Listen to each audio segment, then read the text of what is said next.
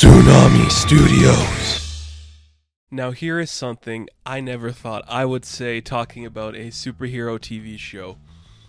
It actually made me feel emotions in a way that I wasn't expecting it to. And that's amazing, especially coming from Stargirl, the new show on the DC Universe app that is also going to be streaming on the CW the day after, which is kind of weird that way. It makes me think that the DC Universe app is going belly under at some point, especially since HBO is going to be taking Doom Patrol. So that's neither here nor there. Let's just get into Stargirl. I have a lot of feelings about the character of Courtney Whitmore. I love what she stands for in terms of Geoff Johns as a creator and as a person. I myself have an older sister, so I understand the need to want to do something to honor her and inspire her and do something about that. So just knowing where the character of Courtney came from, it makes me really happy, and you can see a lot of that translated into what Geoff Johns did in this show. This show is really Geoff Johns heavy. Like, everything the guy loves about comic books is present in this show. I really like this show. It's really good. It's really entertaining.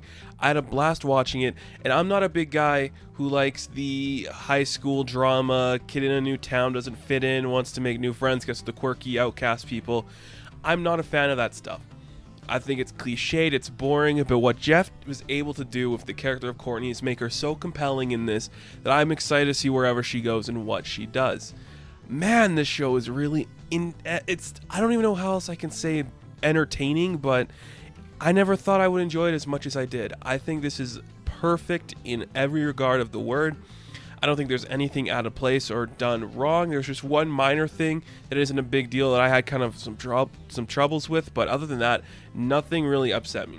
So Courtney Whitmore, Stargirl, she's not a character I'm a big fan of. I love what she does for Geoff Johns and his sister Courtney. I think that's really cool. Taking her name, making a character to honor her legacy. I love that. I think the story can get cliched, but what I really like, and I said this numerous times before, I love the Justice Society of America. I think they are more entertaining and more interesting sometimes than the Justice League, than the Avengers. There's a great story there. They are the elder statesmen of this kind of super team. They should be presented as such, and I love those characters. I love Ted Grant as, Wildcat. I love Jay Garrick. I love Alan Scott. I love Hawkman and Sandman and Dr. Midnight. I love all those guys so much. They are so fun and unique, and they never really get done justice. It's just why I love when Geoff Johns does stuff with them. He's like the only creator who is working at DC who does stuff with the Justice Society, and I love it. I know Snyder did it in his most recent run, but it's okay. I love the Justice Society. And when I started reading Justice Society, when I got those old kind of back omnibuses, it was when Courtney joined the team. So I've always been aware of Courtney's relationship to the Justice Society, so I was kind of excited for that show. And I really think this is great. Breck Bessinger, I think that's how you say her name, as Courtney, is amazing. She really held it together in a way I wasn't expecting from her. She really played on the emotions of missing her dad, being against her stepdad, unsure of how to feel about her mom or her stepbrother. She played those emotions really well, and in a way I wasn't expecting for something that's airing on the CW. There is so much emotion in her character, so much depth. You feel every vulnerable piece that she does. You feel every time she feels happy or sad or angry or confused, you are feeling it with her just because she's so compelling in that role.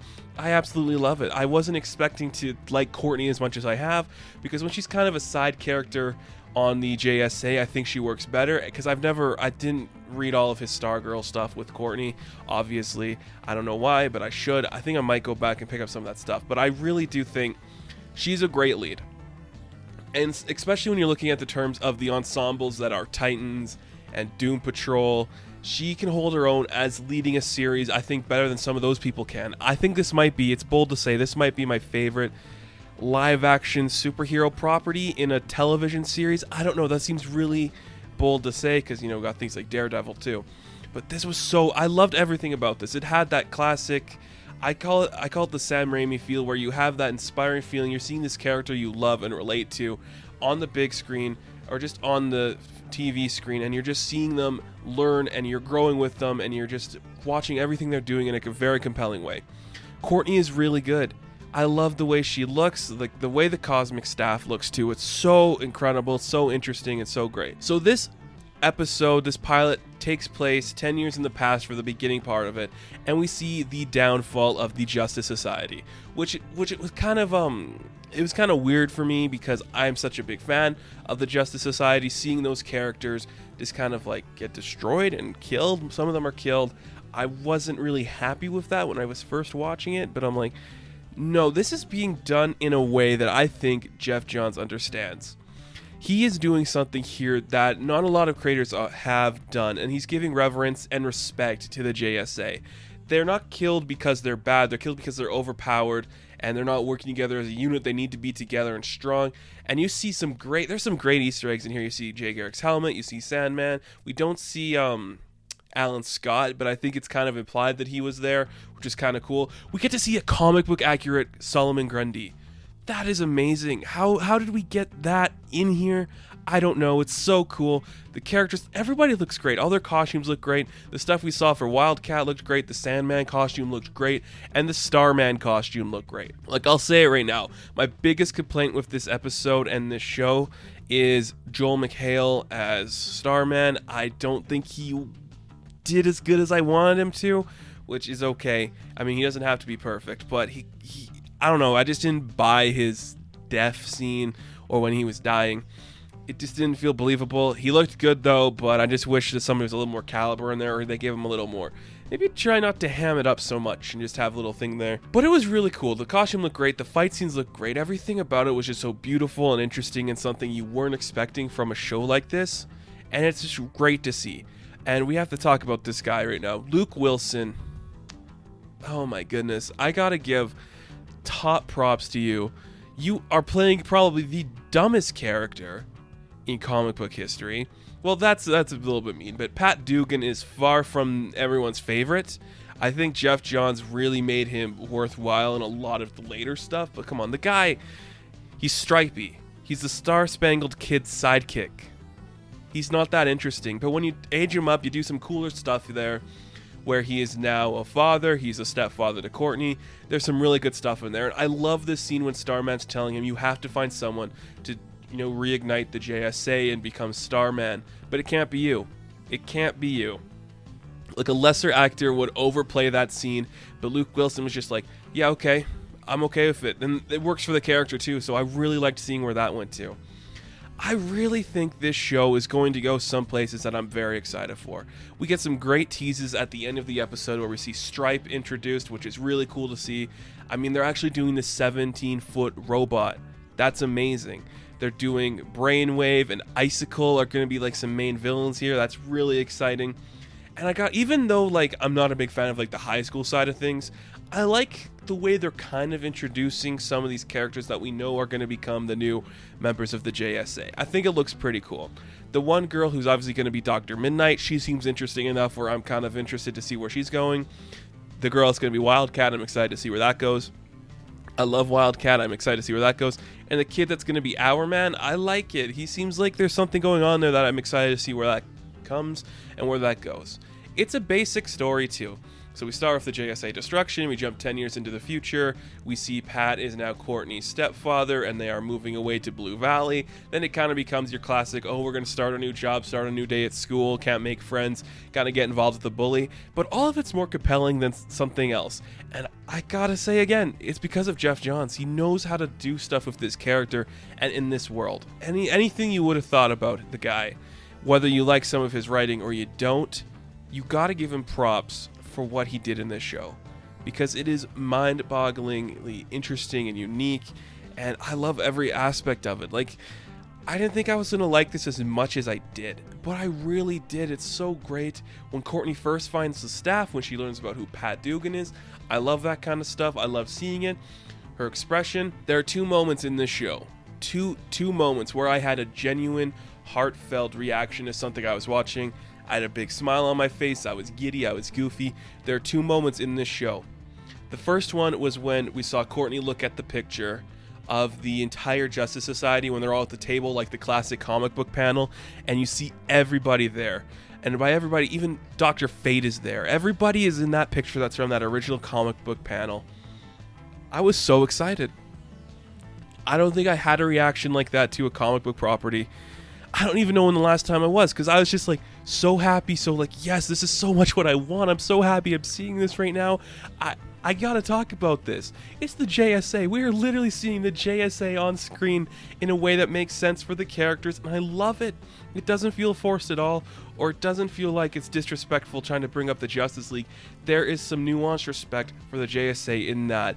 Even if it's just looking at a picture of all the characters, I absolutely loved it. And man, that moment just, it spoke to me. I'm trying to think of the last time I felt that way. I really liked Birds of Prey, but I never had like one of those, yes, this is everything I want in a comic book property moment from Birds of Prey. It might be in Spider-Verse the last time I felt that. I can't remember. I don't know, but I never had a giddy moment like, yes, this is everything I want. The other moment too was the first time Courtney is figuring out how to use the cosmic staff, and she's kind of running with it. She's learning how to fly with it. I was really happy to see that. It was so exciting. It was very, Christopher Reeve Superman, Sam Raimi Spider-Man, those old school properties of superheroes that you just love and you are excited to see, and everything about it works for you in so many ways. And when she was fighting the bullies at the drive-in, that felt so comic booky. I absolutely loved it. She's really holding her own here. Breck, I keep calling her Brett. Breck Bessinger, she's really good. I absolutely adore her. I love everything that this show is doing and setting up, and I cannot wait for more. It has been so long since I felt that about a comic book property on TV that I'm like, thank you for doing everything you're doing. I love everything that's happening on screen here. The story is kind of basic, but it has to be to set up where we're going to go later on. We know all the beats that are going to come. I really liked near the end of the episode, the kind of heartfelt moment between Pat and Courtney, where they're just kind of like, you make my mom happy. I don't like you that much, and I don't like that you're lying to her about this, about who you are, but I don't want to see her get hurt. So I will keep your secret if you help me and we figure out how to do this. And it was really cool.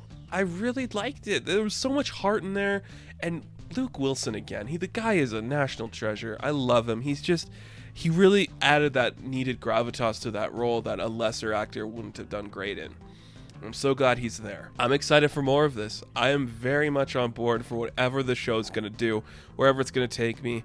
I haven't felt happy like this in a long time. Just watching something I love. Giving reverence to one of my favorite superhero teams. Doing something amazing. And Geoff Johns, you still remain an inspiration to any creator out there. You know what you're doing with legacy characters. And you are just a brilliant man. So thank you for everything you did in this show. It's so great. This pilot was one of the best pilots I've seen in a long time. So thank you, man. This was amazing. I loved every second of it. And you know what? Because of that, I think I'm going to be doing weekly reviews of Stargirl. So if you guys want to see that, let me know. I'm very excited to talk about this show. I think it's very fun. And I'll catch you guys in the next video. Stay tuned for more. Have fun. Stay safe.